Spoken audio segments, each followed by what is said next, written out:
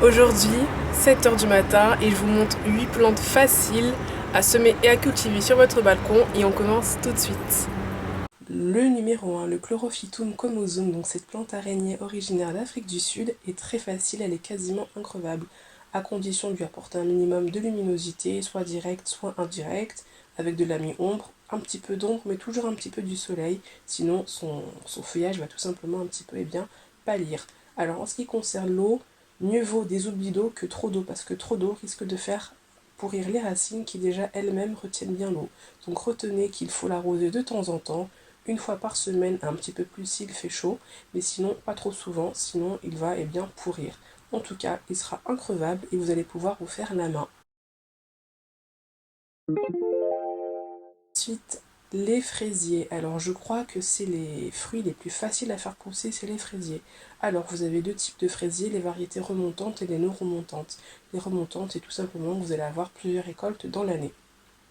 Alors en ce qui concerne l'entretien, il faut savoir que les fraisiers aiment le soleil, donc plus il y a de l'exposition au soleil, meilleures seront les fraises, qu'on voit qui sont en train d'apparaître ici, et surtout l'eau, car oui, les fraisiers sont gourmands en eau, peu importe la variété. D'ailleurs, ils sont très bien à associer avec les laitues qui elles-mêmes sont gourmandes en eau. Alors, en ce qui concerne les fraisiers, donc comme je vous le dis, une exposition au soleil maximum et pensez à bien arroser fréquemment, toujours garder un sol un petit peu humide. Ensuite, les fraisiers ont quand même parfois besoin d'apport et bien tout simplement de nutriments. Moi, ce que je fais, c'est que j'aime bien pailler ou protéger le sol avec soit des restes de déchets alimentaires, en l'occurrence des peaux de banane pour le potassium et le développement des fruits et des fleurs, ainsi bien que du carton, tout simplement pour l'apport de carbone. Il suffit tout simplement d'arroser sur la surface de cette espèce de paillage et puis ça va au fur et à mesure détériorer cette espèce de paillage et puis libérer les nutriments au fur et à mesure. On retient donc pour le fraisier de l'eau, du soleil.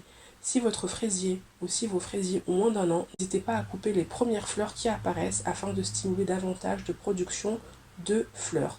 N'hésite pas parfois un petit peu à l'élaguer dans le sens où il produit beaucoup de feuilles et du coup ces feuilles elles peuvent parfois faire de l'ombre aux fruits qui sont cachés un petit peu sous les feuilles.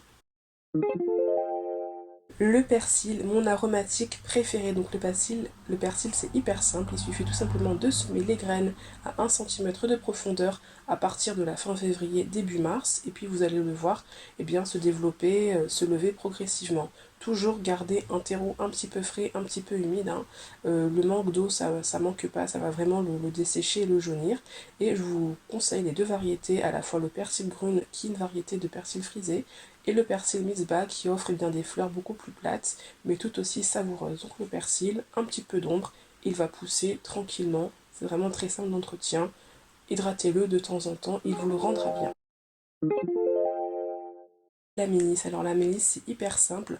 Donc déjà pourquoi la mélisse? Tout simplement parce qu'elle permet d'avoir une bonne digestion et d'avoir un bon sommeil. Moi j'aime beaucoup la prendre en infusion le soir vers 20 h, 21 h après un bon repas. Donc la mélisse c'est très simple. Gardez le sol frais, c'est important qu'elle ait un sol un petit peu humide, mais surtout du soleil. Je trouve qu'elle est particulièrement pimpante là pendant ces mois de fin mars, avril, mai, où les températures dans le sud commencent à se réchauffer, mais c'est pas non plus le cagnard.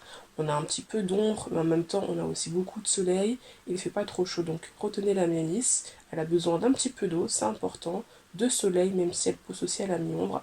Et puis surtout, elle n'a pas besoin d'avoir un sol hyper riche. Elle se contente de tous les sols et elle pousse très rapidement, notamment grâce à son système de racines et de rhizomes très costaud. Attention, elle peut devenir envahissante. Les laitues, là aussi, c'est très simple à faire pousser. La laitue, le secret, c'est l'eau. Donc ici, il s'agit tout simplement d'une variété chêne blonde, que je suspends en bouteille. Donc là, on fait semer les bébés ici, puis ensuite, on viendra les remettre dans les trous, juste là, comme vous le voyez, un petit peu à la verticale. Donc les laitues, ce qui est le plus important pour elles, c'est d'avoir une hydratation optimale. Donc vous pouvez les arroser tous les jours, s'il fait très chaud, ou sinon un jour sur deux. Ici, on est sur une variété de laitue paumée 4 saisons. Donc la laitue, profitez-en. Elle n'a pas forcément besoin de soleil, mais elle a surtout besoin beaucoup d'eau. La capucine, je crois que c'est ma fleur préférée au jardin. Donc là, elle n'est pas encore en fleurs, elle est tout simplement en feuilles. Donc la capucine, elle est idéale car en fait, ces fleurs qui sont plutôt rouges, oranges et parfois jaunes, vont attirer eh bien, les pucerons. Les pucerons qui du coup ne ravageront plus vos jeunes plants, mais juste les feuilles et les fleurs de capucine. Donc la capucine, vous enfoncez la graine à 2-3 cm dans le sol et elle va pousser assez rapidement, surtout au mois de mai, au mois de juin, au mois de juillet et au mois d'août. Donc elle est idéale et puis elle est très très belle. Elle nécessite peu d'entretien, elle s'adapte à tout type de sol et franchement elle est facile à cultiver.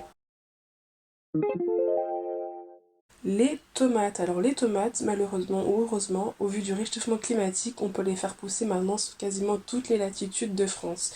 De Lille jusqu'à Nice, de Montpellier jusqu'à Lyon, voire même Grenoble, et peut-être pourquoi pas dans l'Isère, on peut faire pousser des tomates. Alors là, ce que je vous conseille tout simplement, c'est de varier les espèces. Donc ici, il y a un petit peu différents types d'espèces. Il y a des cœurs de bœuf, il y a des gloires de Versailles, il y a des tomates cerises bigarrées, il y a des tomates variété Bargemont, donc on est un peu sur des tomates du type tomate Roma, idéal pour la salade. Alors, le secret pour réussir ces tomates, c'est une exposition maximale au soleil et ensuite eh bien, de l'eau. Alors l'eau, je préfère même dire plus de soleil que d'eau. L'eau, si vous avez un bon paillage, une bonne rétention d'eau, ça peut le faire. Mais par contre, c'est très important qu'elle ait un maximum de soleil. Les tomates poussent difficilement à l'ombre et parmi tous les fruits et légumes du soleil, à savoir les aubergines, les poivrons, les courgettes, la tomate est quasiment inratable et en plus on peut la multiplier assez facilement.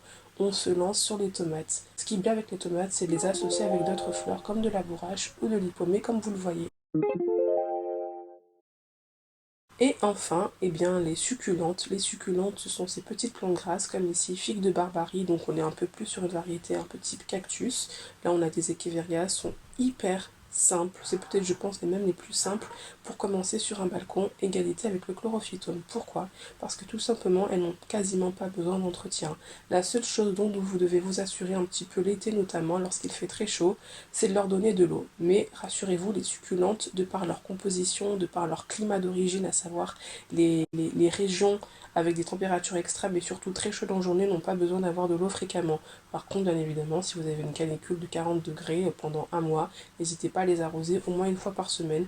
Mais en hiver, si vous les oubliez, c'est même tant mieux pour elles. Ensuite, les succulentes, elles offrent une variété incroyable d'espèces. On a de toutes les formes, beaucoup de couleurs. Et voilà, on a des sédums, on a des echeverias, on a des crassulas, on a des arbres de jade, on a des cactus, on a des aloés, on a des euphorbes, on a tout ce qu'il faut pour faire le plaisir, on a de toutes les tailles. Donc vraiment, commencez avec les plantes grasses et les succulentes. La règle numéro 1 étant de la luminosité. Il leur faut absolument du soleil, sans quoi elles vont filer, c'est-à-dire qu'elles vont faire un coup de girafe, tout simplement parce qu'elles seront à la recherche du soleil. Voilà, la vidéo est maintenant terminée. Vous avez 8 idées d'espèces et de variétés de plantes à faire pousser sur votre balcon à moindre coût et sans trop d'efforts. A très vite pour la prochaine vidéo. Shalom!